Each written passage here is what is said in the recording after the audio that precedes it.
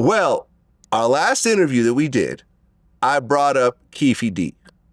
I didn't know about any business you had with Keefe D. You and I have never had a conversation. Not at all. About Keefe D. You did not talk about Keefe D in terms of what you were doing with him. I just brought him up because it was a topic that would relate overall to our interviews. And you volunteered an interesting piece of information. And what was that?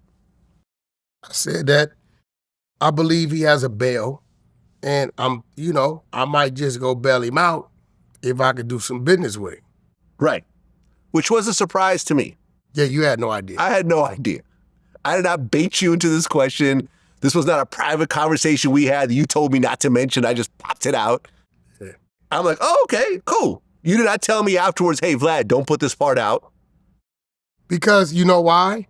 And even today, I kind of got into it with the bail bondsman just the other day. Because the day when they called me, they said, hey, high profile case, they want you to go to a bail review hearing. I said, okay, what's it about? Because I've sent you all my stuff, ID, notarized, property information, everything, right? He said, they just want to make sure it's you, in fact, that are sending these things in. Anybody can have a copy of your ID. You could have got a notary to go do some bullshit, right? They could have just printed up some property that's yours and sent it in. They want you to go on record saying you are, in fact, the one doing these things, right? So that maybe the night before I get a call. He's like, hey, the attorney is saying you can't discuss if you want to do business with Keefe D. I'm like, why? Why not? They're like, well, just don't discuss it.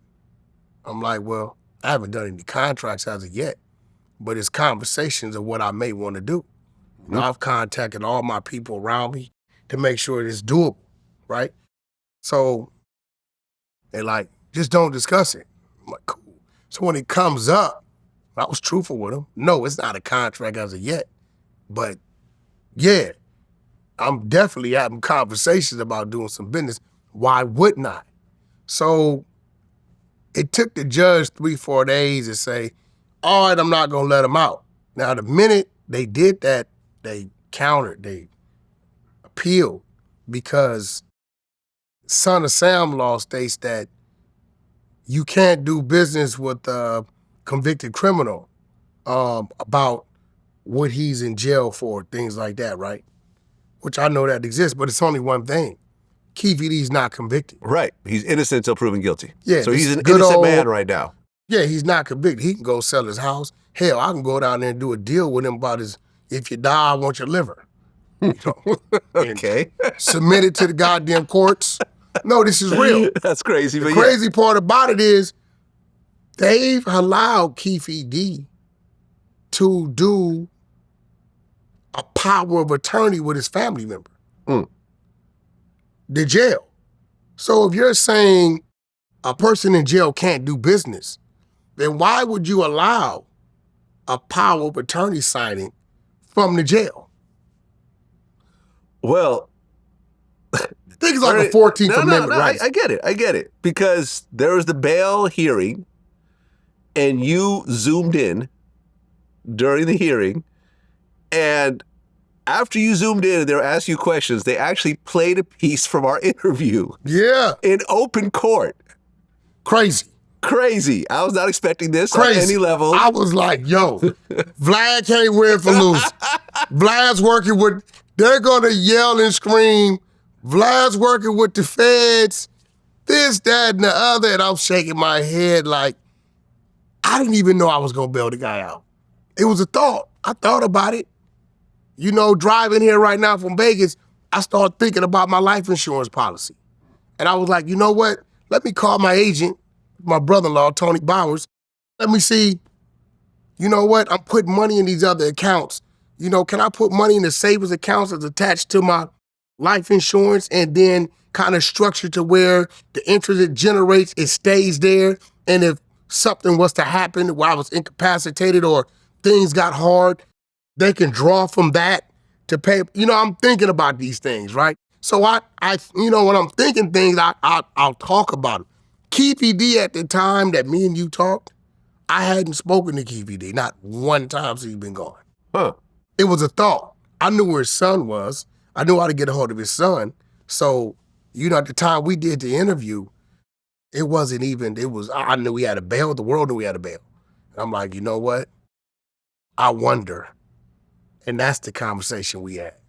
Right. So my interview with you got played in open court where they basically tried to block the bail on the grounds of that interview, in a way? That's what they tried to do. Right. And you can't, because it's not against the law for him to do business with somebody, right? Listen, even if he doesn't, let's say they block his bail, right? I can just say, okay, apply the funding I sent for the bail towards your legal. And I can still do a deal with him. I don't want to do a sit-down interview with Keefe D. If I did the bit, you've done that. Yeah. Right? And when Vlad gets a hold of you on several occasions, it ain't too many things you can really ask. I can talk about what was life like in the Vegas County Jail, right? So that's not my angle. I don't need Keefe D on the streets to do what I want to do. Because what I want to do involves and entails actors, his book, and it going to script form for the TV series. If I did anything at all. Yes, would it be great for Keefe D to be free? I think health-wise and going to trial, he has a fighting chance. You look a little better walking in with a suit and tie than coming in with a county jail jumpsuit on the other side. You talking about you on trial for the murder of killing Tupac Shakur.